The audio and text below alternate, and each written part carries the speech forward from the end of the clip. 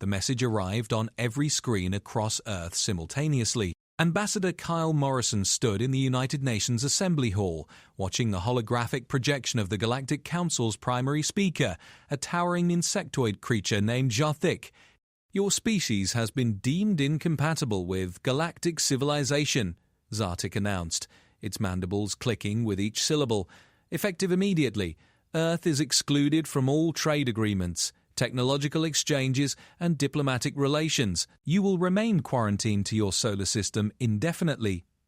The chamber erupted in chaos. Delegates shouted, some in anger, others in desperation.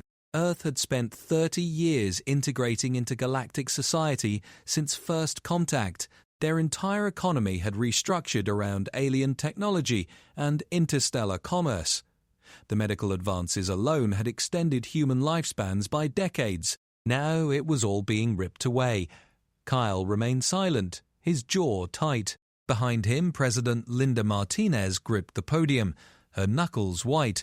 The alien continued, listing humanity's supposed crimes. Too aggressive, too unpredictable, too willing to question authority. The real reason, Kyle knew, was simpler. Humanity had refused to surrender their weapons, their autonomous military, their stubborn independence. The Council wanted subjects, not partners. "This is economic suicide," the German Chancellor hissed to Kyle. "We'll collapse within months." Kyle watched Zartik's smug expression, the way the other Council members nodded in agreement behind it. The Vrelmai, the Korthan, the Pelthieks, all of them secure in their ancient civilizations, looking down at the upstart humans who had barely left their own planet.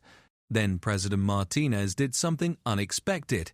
She smiled. "Ambassador Morrison," she said clearly, her voice cutting through the panic. "Please transmit our response." Kyle raised an eyebrow but moved to the communications panel.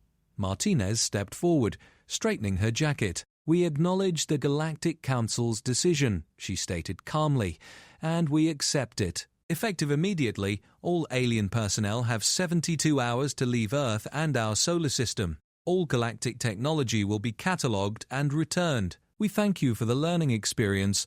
Jartik's mandibles stopped moving. The council chamber behind it fell silent. "You accept?" The alien's translator struggled with the concept. "Of course," Martinez replied. "You've made your position clear. We respect that. Goodbye, Ambassador Zartik.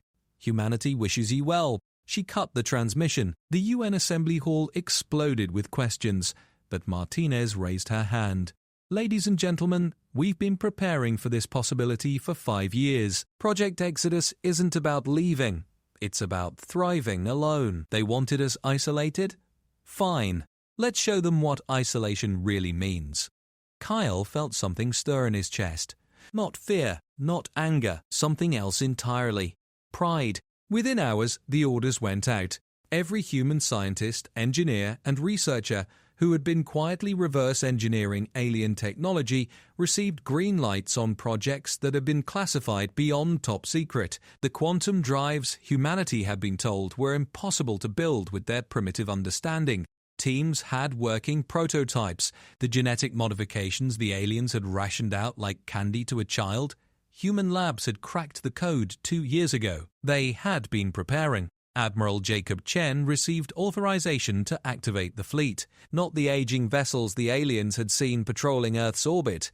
The real fleet, constructed in the darkness beyond Neptune, powered by fusion cores humanity had developed themselves. On Mars, the colonial director Helen Park ordered the domes sealed and the hydroponics expanded. The Red Planet would be self-sufficient within 6 months. In orbit around Jupiter's moon Europa, drilling teams received new orders.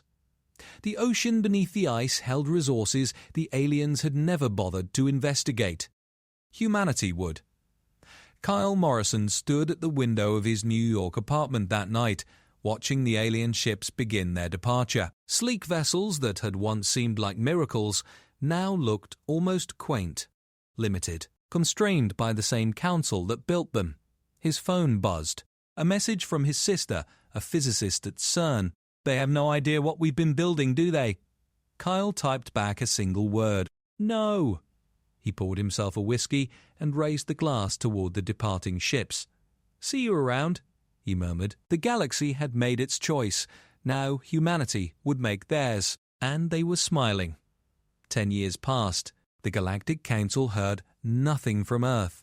No pleas for readmission, no desperate requests for aid, not even angry transmissions. The Sol system had gone completely dark, surrounded by a network of satellites that blocked all external scans. Every probe sent to investigate simply vanished. Zartik tried to convince itself this was expected. Humanity had probably collapsed, descended into chaos fighting over the scraps of technology they couldn't maintain. The silence was the silence of extinction, or at least regression. Then the Corthan Empire made contact. "We have a situation," Prime Executor Vaughn announced during an emergency council session. The reptilian commander's scales were pale with stress. "3 of our mining colonies in the outer reaches have gone silent. We sent a battle group to investigate." "And?" Zartik asked. "They found nothing. The colonies were gone, not destroyed. Gone. Stripped to bedrock. Every mineral, every piece of equipment, every structure. Taken." "Pirates," suggested a Pelthiex Council member. "No." Vaughn's tail lashed. "Pirates don't have the capability to dismantle entire colonies in days, and they left something behind. A marker, just coordinates and a message." The hologram activated.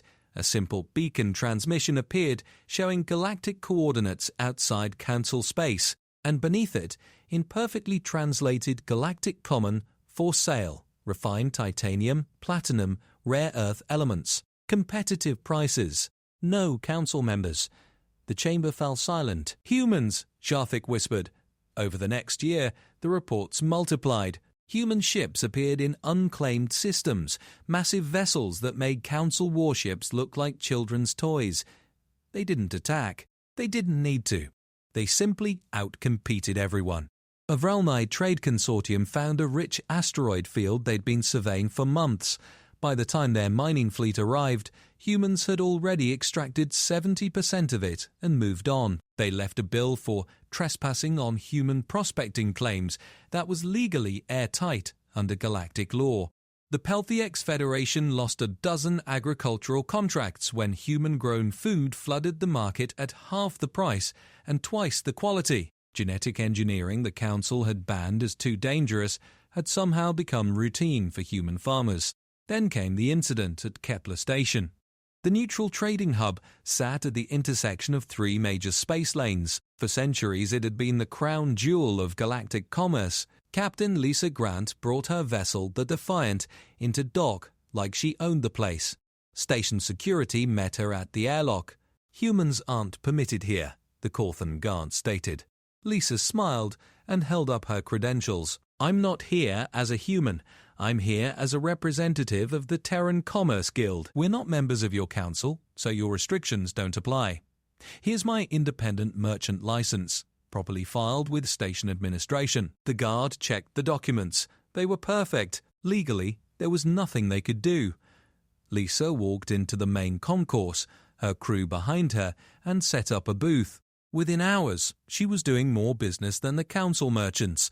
Weapons that didn't malfunction, ships that didn't require constant maintenance, medical supplies that actually worked. Word spread like wildfire. Within weeks, human merchants appeared at every major independent station in the galaxy. They didn't break laws. They didn't need to. They just offered better products at better prices, with better service. The council economy began to hemorrhage. Ambassador Zartik called an emergency session. "We need to discuss the human situation." "What situation?" asked the Vrelnai representative. "They're independent merchants. We can't stop free trade. They're undercutting our entire economic structure." "Then maybe our economic structure was flawed," a younger council member suggested. She was immediately shouted down. But the damage was done. Doubt had entered the chamber. Meanwhile, Earth had transformed. Kyle Morrison, now retired from diplomatic service, stood on the observation deck of Olympus Station, humanity's first true space city. It orbited Earth at a leisurely distance, a massive ring structure housing 10 million people. Below, the planet gleamed blue and green, cleaner than it had been in centuries. Fusion power had eliminated fossil fuels. Nanomaterial construction had ended resource scarcity. Beautiful, isn't it? Helen Park joined him, her hair now streaked with grey. She'd become the de facto governor of the outer colonies. "We did good work," Kyle agreed. "The council is panicking," Helen said. "Their economy is contracting while ours expands. Some of the younger species are asking why they should stay in a system that limits their growth." "That was always the problem," Kyle replied. "The council didn't want partners. They wanted a hierarchy. They wanted control." He paused. "We showed them there was another way." Helen smiled. "The Delphi X Republic just sent a diplomatic request. They want to open trade negotiations. Outside council oversight. Third species this month. Fourth, the Zentari asked yesterday." Kyle felt that same pride from a decade ago. Humanity hadn't just survived, they'd thrived, and in doing so, they'd revealed the council's system for what it was, a cage. "What's President Martinez's position?" he asked. "She wants to take it slow, establish relationships, build trust. She's not interested in replacing the council's empire with our own." "Good. We're not conquerors." "No," Helen agreed. "We're just better at the game than they ever were."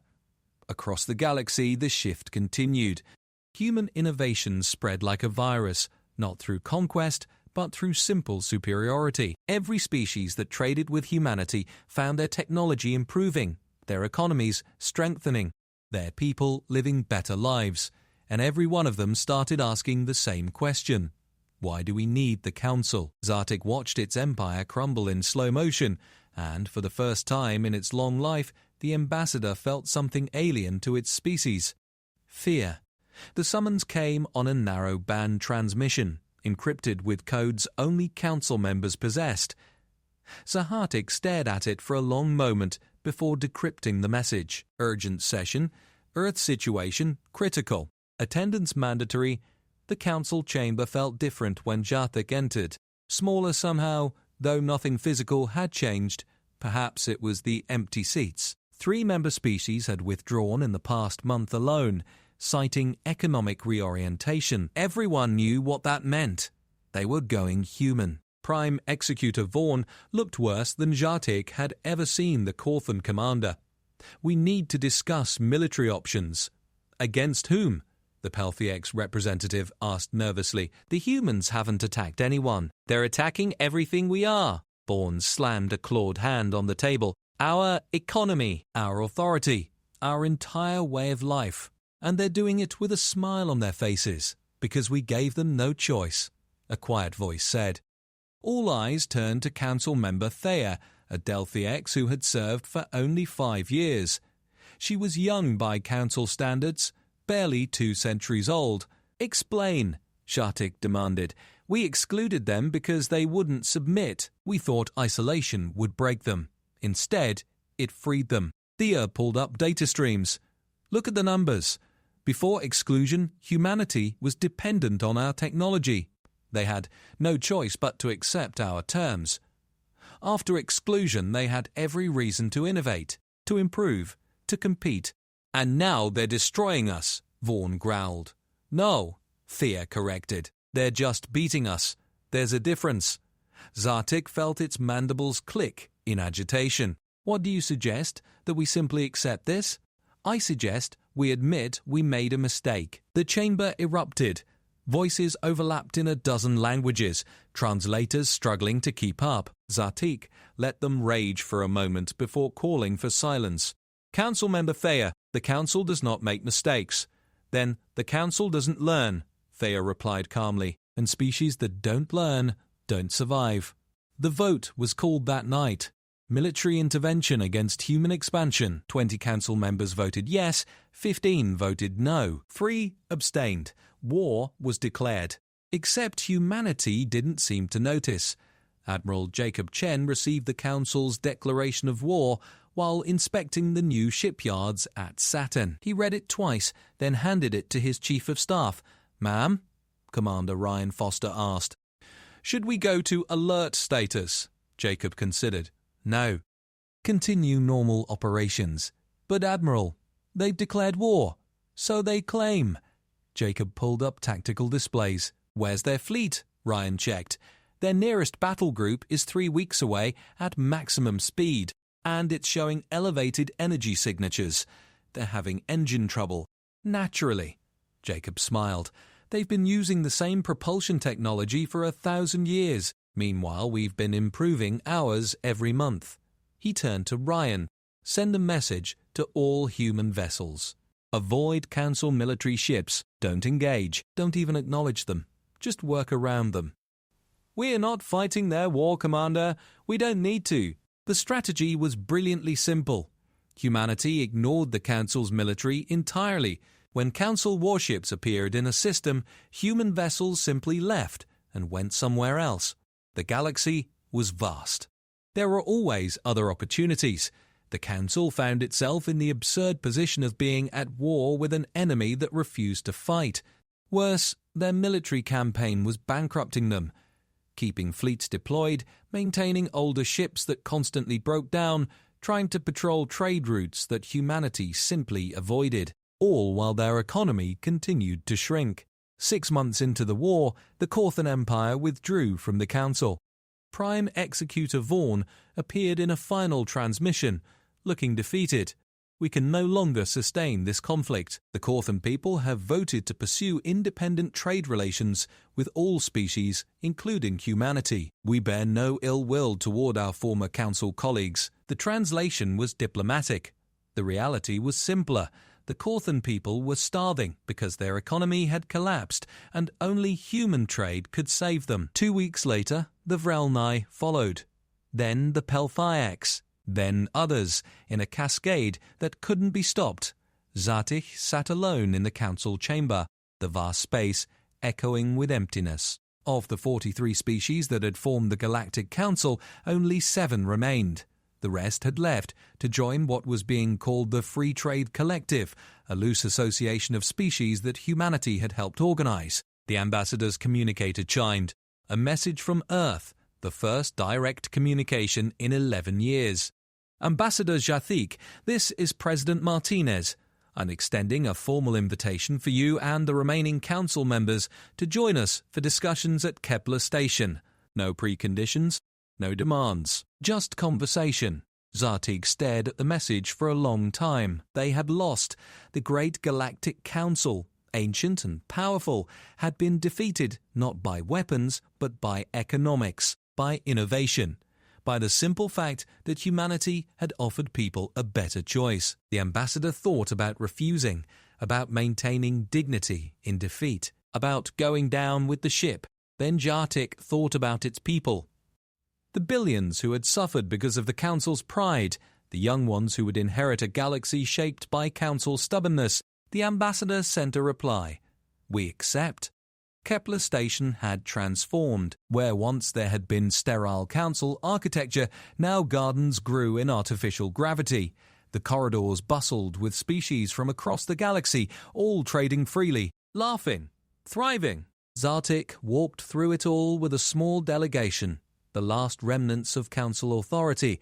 They were met, not by guards, but by a single human. Kyle Morrison, older now, his hair grey but his eyes still sharp. Ambassador, Kyle said with a slight bow. Thank you for coming. We had little choice, Zartik replied bitterly. You always had a choice, Kyle corrected gently. That's what we've been trying to show you. He led them to a conference room. Inside, President Martinez waited, along with representatives from the Free Trade Collective. Dozens of species, all equal, all with voices. Please, sit, Martinez invited. Zartik sat, feeling smaller than ever before. We're not here to gloat, Martinez began, or to punish you. We're here to offer you the same thing we've offered everyone else. Partnership. Real partnership, not the hierarchy you built. Why? Shathik asked. We tried to destroy you. You tried to control us, Martinez corrected. There's a difference, and honestly, you did us a favor. By excluding us, you forced us to stand on our own, to innovate, to become stronger. We should probably thank you. The words stung worse than any insult could have. What do you want from us? Jatik asked. To join the collective, to share what you know, to learn from what others know, to trade freely, compete fairly, and grow together. Martinez leaned forward. The council failed because it stopped growing. It became about maintaining power instead of pursuing progress. We're building something different here. Something better. And if we refuse, Martinez shrugged, then you refuse. We're not going to force you. We're not going to exclude you or punish you. You're welcome to go your own way. That's the whole point of freedom. Zatik looked at the other council members, saw the same exhaustion, the same defeat, the same dawning realization that they had been wrong. I need to ask, the ambassador said quietly, when did you know? When did humanity decide to do all this? Kyle Morrison smiled. About 30 seconds after you cut us off. We knew you'd either come crawling back asking us to submit, or you'd try to pretend we didn't exist. Either way, we knew the galaxy needed an alternative. So we became that alternative. 10 years of preparation. 5, actually, Kyle corrected. We'd been preparing for this scenario for 5 years before you even made your announcement. Your intelligence network wasn't as subtle as you thought. Zartihi felt something crack inside. They had been outmaneuvered from the beginning. Humanity had seen them coming and had prepared accordingly. What happens now? The ambassador asked. Now we work together, Martinez said simply. Your species has knowledge humans don't, technology we could benefit from, cultural insights we lack, and in return, we can help you rebuild. Help your people thrive again, not as subjects or subordinates, but as equals. Equals! Shatikar repeated the word like it was foreign. It's a new concept for you, Kyle acknowledged. It was hard for us too once, but we learned. You can too. The meeting lasted 6 hours. By the end, the framework was established. The council species would join the collective, their technology and knowledge integrated into the shared database. In return, they would receive access to human innovation, to the economic networks that now spanned the galaxy, to a future that wasn't built on control but on cooperation. Sartik signed the agreement with a trembling appendage. One more question, the ambassador said as they prepared to leave. What would you have done if we had accepted you? If we had welcomed humanity into the council as equals from the beginning?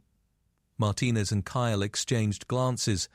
We'd probably be right where we are now, Martinez admitted. Maybe it would have taken longer, maybe the path would have been different, but humanity has always pushed boundaries, always questioned authority, always sought to improve. That's who we are. So this was inevitable, Zartik said. Change is inevitable, Kyle corrected. The form it takes depends on how people respond to it. You chose exclusion. We chose innovation. And here we are. Zahatik left Kepler Station that day, carrying the weight of history. The Galactic Council was dead. Something new was being born. And for the first time in the ambassador's long life, the future felt uncertain. But perhaps, Jatik thought, uncertain was better than stagnant. 20 years after exclusion, Earth celebrated. Kyle Morrison, now in his 80s and retired for real this time, sat on his porch in Colorado, watching the sunset. The sky was clearer than it had been in his youth, the air sweeter. Humanity had fixed their homeworld while conquering the stars. His granddaughter Sophie sat beside him, studying for her exams. She was enrolled in the Galactic University, a new institution where species from across the galaxy learned together. Her roommate was Korthan. Her study group included a Vrelnai and 2 Delphiacs. "Grandpa," she asked, looking up from her datapad, "is it true you were there when they kicked us out?" "I was," Kyle confirmed. "Were you scared?" Kyle thought about it. No. Angry, maybe. Frustrated, but not scared. I think deep down we all knew it would work out. Ow! Because we're human, sweetheart. We adapt, we overcome, we endure. It's what we do. Sophie smiled and went back to her studies. Kyle watched the stars emerge as the sun set. Somewhere up there, human ships were exploring new systems. Human scientists were making new discoveries. Human merchants were building new relationships. And Earth, The world they had tried to isolate had become the beating heart of galactic civilization. His phone chimed, a message from Helen Park, who was celebrating her 100th birthday on Mars. Remember when they thought they were punishing us? Kyle smiled and typed back, "Best thing that ever happened to humanity." He sent the message and leaned back in his chair. The galaxy had decided to exclude Earth, to punish humanity for their independence, their stubbornness, their refusal to submit. And humanity had simply smiled, walked away, and built something better. In the end, that was the most human thing of all. Not fighting the system, not burning it down, just proving there was a better way and inviting everyone else to join them. The Galactic Council had wanted to teach humanity a lesson about their place in the universe. Instead, humanity had taught the galaxy what freedom really meant, and the galaxy had listened. Kyle Morrison closed his eyes, feeling the warm evening breeze on his face, and thought about all the people who had made this possible. The scientists and engineers who had worked in secret, the diplomats who had maintained composure under pressure, the ordinary citizens who had trusted their leaders and adapted to a new reality. They had all played their part, and together they had changed everything. The galaxy had decided to exclude Earth. Humanity had smirked and walked away. And in walking away, they had shown everyone what was possible when you stopped asking for permission and started building your own future. That was the real victory. Not dominance, not revenge, but freedom, earned through innovation and shared through generosity. It was the most human story ever told, and it was just beginning.